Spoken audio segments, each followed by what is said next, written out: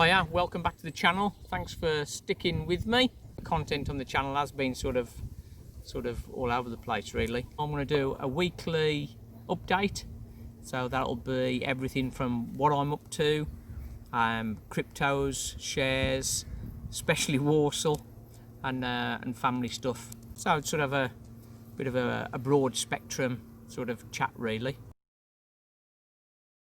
First up, Walsall. It's been a very long close season with the coronavirus lockdown sort of extending it all, which has been sort of depressing for us folks that like to watch footy, and particularly our beloved Walsall. We had a game against Burton, that was on Saturday, and the live stream, but the cameraman was jerking all over the place. was jerking all over the place in a sort of non-orgasm sense, obviously. And he found the zoom sort of about 20 minutes in, which improved things, but with the camera going all over the place, it sort of was a bit giddy to watch really. And getting into the spirit of football, I had a couple of drinks in the process, so I was sort of as giddy as the cameraman, so I managed to watch it all. Excellent move from Walsall. Alfie Bates slotting a free kick on the right hand side into Josh Gordon, and he was allowed far too much time, but slotted it with a slight deflection into the corner, and then they scored from a corner. They had a lot of corners, so that was a bit of a disappointment. We had another great chance to win it with a Lavery, a crossfield ball that Holden couldn't keep down and skied. Overall, it wasn't too bad. Bit disappointed with Jayden Campbell. We've heard quite a lot about him. He's definitely a hot prospect, but I think this game sort of summed up where he's at really. Quite naive, gave away possession, never really got into the game, to be honest, in the time he was on second half. We did have a couple of trialists. One was number 24. I'll put a little picture up. He was a bit wasteful in possession early on, but was growing into the game. But the second half was a bit of a non-event really. Overall, Walsall, quite confident really that we're going to hold things together this season and have a good proper push for promotion.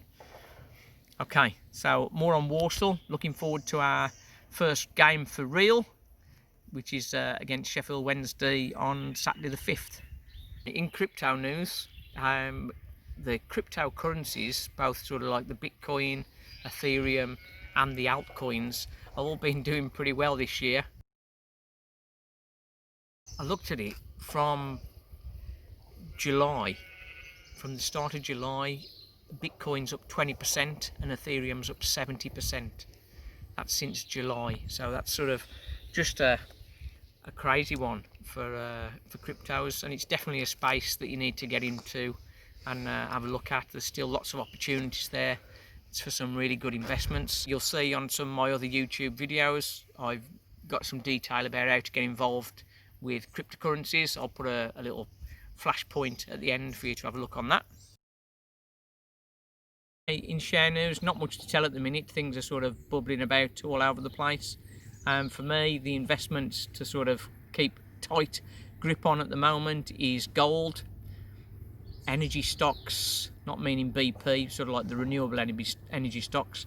That's the way I'd be holding, and then sort of technology stocks around 5G is probably not a bad way to go for that. Okay, that's just a quick one on shares, nothing big there. My news, I'm still working on the follow-up to my first novel, which was Finding Love in 2045.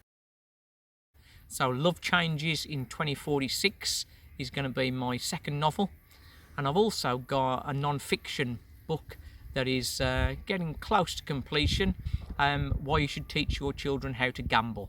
So quite a provocative title, but the essence of the book is helping people to understand the risks involved in gambling and the mental side of it, and looking both sides, both the promoter and from the punter's point of view. So that's stuff that's coming on with that.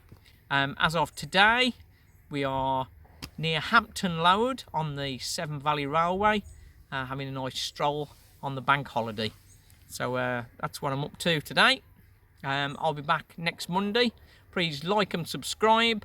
I look forward to your comments on any of the subjects we've covered, and we'll catch you soon. Simon Shares.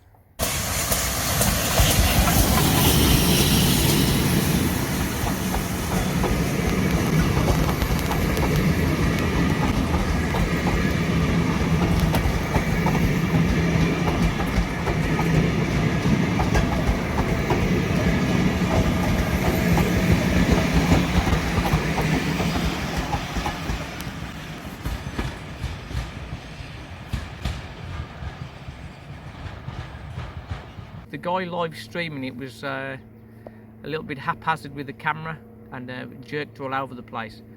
That could be misinterpreted, so because okay.